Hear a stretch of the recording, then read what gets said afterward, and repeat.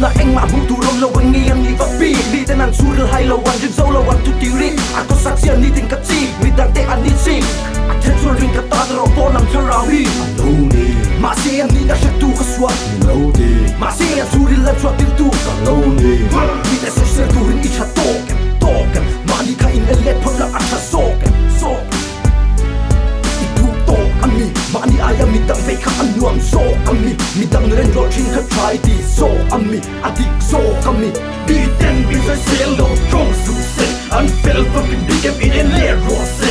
Sualna neilo chuan mi ron deng rose beat and be so selo strong so say an fell fucking big up in a lair rose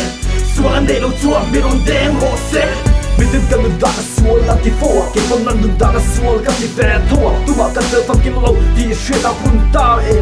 Mình lâu ít nghe mình thi cái sao thì nghe mình lâu nghe ya Phê phong kim chuan là mình luôn đen chỉ sơ lá Hay hiên hoa mến thì em tóc kim cả nó vô nhìn chê ya Sơ tu là xong thì train cả tên là mình lâu phê ya MC King is gonna ride task Tâm tự kim gonna bullet ride and talk I train in mình lâu era mình hay gan mình chú Câu chuyện nào thì nó sao về chân mà sen đủ chú Mình vui đủ dòng mình hack to make Beat and be so selo strong so say An fell fucking big up in a lair rose Sualna neilo chuan mi ron deng rose Beat and be so selo strong so say An fell fucking big up in a lair rose Sualna neilo chuan mi ron deng rose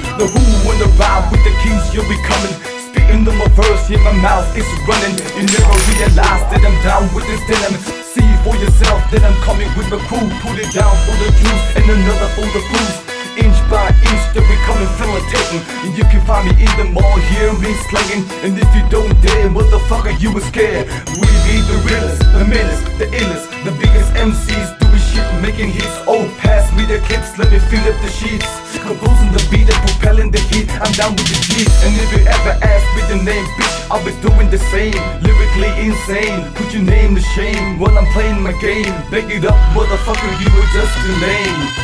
Chúng ta tin cần right Chỉ là du lệ mi cần fight Chỉ là du đà mình cần làm Chỉ là hiên mình hun cần băng Chỉ là chúng ta tin cần right Chỉ là du lệ mi cần fight Chỉ là du đà mình cần làm Chỉ là hiên mình hun cần băng Vì thế là chú lên tu bông Vì là xuống là cầm vật phải thủ Mà sẽ ăn tàn đều Xuống mà trong hình là dấu Anh bạn đi phê là in gai Mi xuống là sông in năm bạn đi tu bông In đi là ăn là lòng gọng phần đi xuống là căn gai lỗ Anh sợ ý thầy ya ôm lâu cả tu dấu anh đi chuan Thì hi cả cá drum Phía xe cả phim na anh đi đón Chúng lại thấy cầm bông khô và cầm bông ra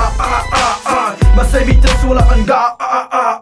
Rên chúng là xuống là ăn rùa ta ăn vô khăn em đẹp Xuống này lâu đi lâu con em vang em mi ăn nông bẹt Các tu sợi hi ngại tôi mò lâu đi chuan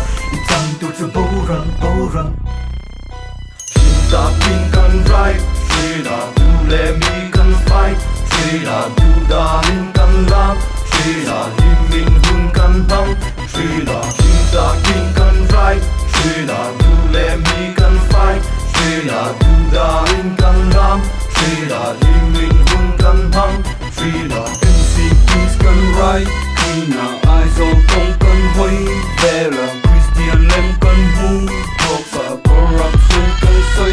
Môi Camouflaged by Christianity Well right, that's what I see Doing the devil's deed so legitly Fakers, you can't judge me Parents, don't you blame me Truth, that's what the youth see How corrupt you may really be For the youth I speak and that's me Mizo nằm hâu khi mình đôi dẹp cắn đi Ngày đàn đi lâu nó bồ cả xoay ngầm lòng khi Cắn chiếng xí cần right hiên Sẽ tên là boy Mizo Christian Tu hiên nghe mình tên mà tu hiên nghe cả đêm thế à Right về mày mới biết tìm mô Chúng ta tin cần right Chỉ là du lệ mi cần fight Chỉ là du đà mình cần làm Chỉ là hiên mình hun cần băng Chỉ là